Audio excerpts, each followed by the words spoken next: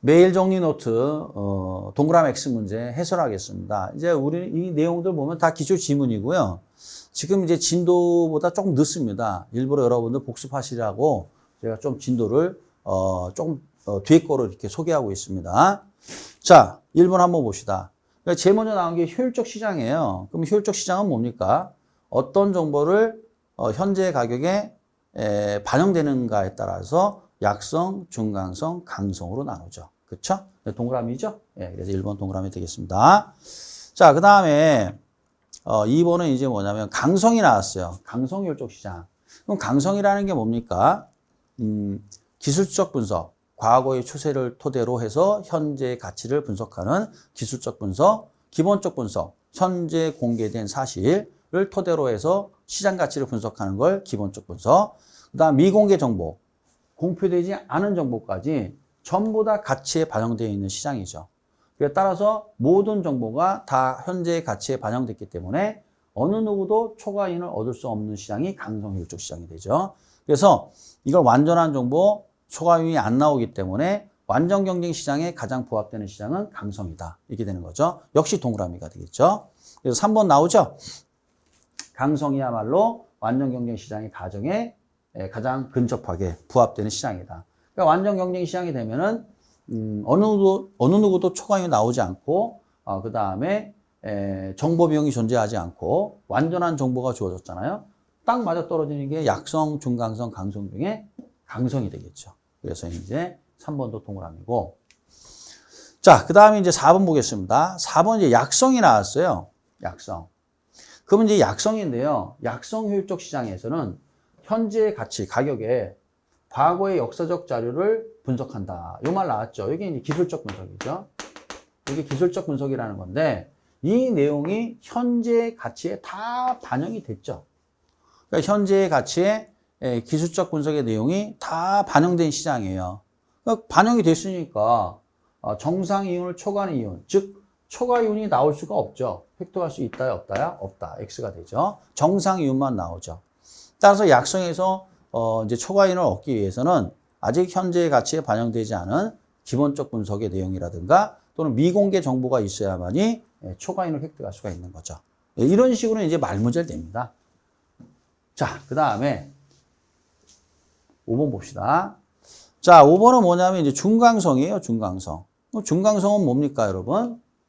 과거의 추세적 정보, 기술적 분석이라는 거죠. 뿐만 아니라 현재 공표된 정보, 공표되는 정보. 요게 뭐야? 기본적 분석이죠. 그럼 기술적, 기본적 다 반영된 시장이 뭐야? 중강성이죠. 그렇죠? 그래서 공식적으로 이용 가능한 정보를 기초로 기본적 분석하여 투자해도 초과이익을 얻을 수 없죠. 다시 말하면 뭐 어떻게 돼요? 기술적, 기본적 분석을 하더라도 초과이익은 안 나와요. 정상이익만 나와요. 다 반영됐기 때문에. 따라서 중강성 효율적 시장에서 초과이익을 얻기 위해서는 어떻게 해야 돼요? 아직 가치에 반영되지 않은 미공개 정보가 있어야 되겠죠. 그렇죠? 예, 좋아요. 자, 됐고.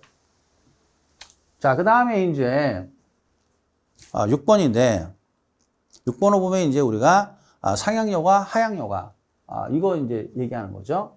자, 하향여과라는 게 뭡니까? 하향여과라는 건 하향여과가 원활하게 작동하고 있대요.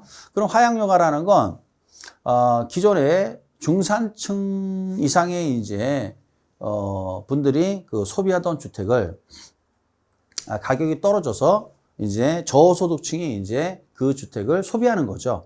이걸 이제 하향여과라 하는 건데 하향여과가 원활하대요. 잘 작동되고 있다는 건 저급주택의 공급이 뭐야? 감소가 아니라 뭐야? 증가죠, 증가. 하향여과가 일어난다는 건 저가주택이 공급된다는 얘기니까 따라서 6번은 뭐야? X가 되겠죠. 자, 그 다음에 7번 보겠습니다. 자, 저소득층 주거지역이 재개발이 됐대요. 그럼 재개발이 되면 어떻게 해야 돼요? 재개발이 되면은 수업 시간에 설명한 바와 같이 거기에 입주하는 분들은 어떻게 해야 돼요? 대부분 중산층 이상이 입주를 하게 됩니다.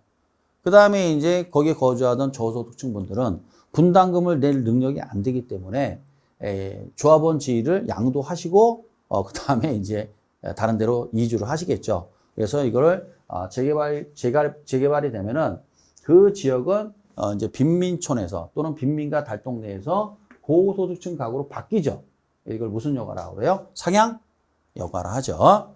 자, 됐습니다. 자, 그 다음에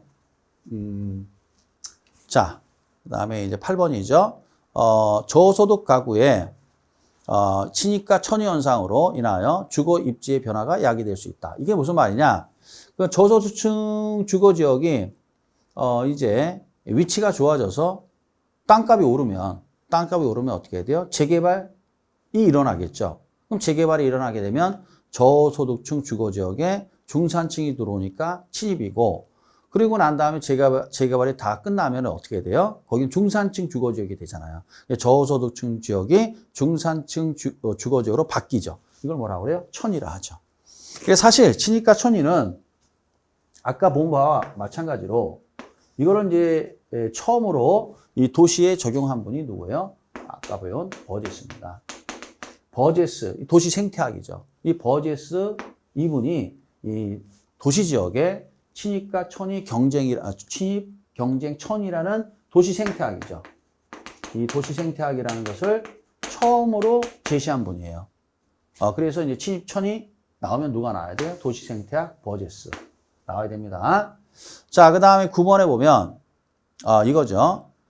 주택의 개량 비용이 개량 후 주택 가격 상승분보다 크다면, 그러면 개량 비용이 더 크다는 얘기 아니에요. 그러면 가격이, 여기는 이제 어떻게 해야 돼요? 집을 고쳐봤자 집값이 안 오른다는 얘기 아니에요. 집값 오르지 않는데 여기를 어떻게 해야 돼요? 집을 고칠 이유가 없겠죠. 그럼 한마디로 집값이 떨어지는 지역이라는 얘기 아니에요. 그렇죠, 여러분? 그러면 어떻게 돼요? 하향 여가가 발생하기 쉽다. 다시 말하면 이 고소득층 주거 지역은 이 개량 비용하고 가격 상승률을 따졌을 때, 자, 주택이라는 건 개량을 하고 유지보수해야 돼요. 그럼 개량 비용보다 이게 더 크단 말이에요. 그래서 유지보수를 하는데, 이게 부동산과 반대가 된다는 건 이렇게 됐다는 얘기 아니에요. 이렇게. 그러면 집값이 떨어진다는 얘기 아니에요. 그러니까 집값이 떨어지니까 집을 고치거나 할 이유가 없죠. 그러면 이제 집값이 계속 떨어지면 저소득층이 소비하겠죠. 이게 하향 여가가 발생할 수 있다. 그 얘기고. 자, 그 다음에 이제 10번에 보면 여가 과정에서 주거 분리를 주도하는 것은 고소득 가구로 정의 외부 효과를 추구하고 부의 외부 효과를 회피하려는 동기에서 비롯된다. 이게 무슨 말이냐? 이게 별것도 아니에요. 자, 부자들은 어떻게 돼요? 부자들은 당연히 이분들이 이제 부자분들이 중산층 이상이니까 당연히 주거 편의시설이 좋은 지역에 입지하겠죠. 그러니까 정의 외부 효과를 추구하고, 부의 외부 효과라는 건 이제 주거 지역과 양립할 수 없는 그러한 시설들이잖아. 유흥가라든가 공장, 이런 건 회피하겠죠. 그래서 중산층 주거 지역은 아무래도 유흥가라든가 또는 공장 지역과는 분리돼서 하나의 양호한 주거 환경을 갖춘 지역을 선호하겠죠. 그래서 그것에 대한 표현이 되겠습니다. 이게 맞는 게 되겠죠. 자, 여기까지 설명했습니다. 자, 해서 이제 매일 정리 노트 해설 강의 마치도록 하겠습니다. 자, 수고하셨습니다.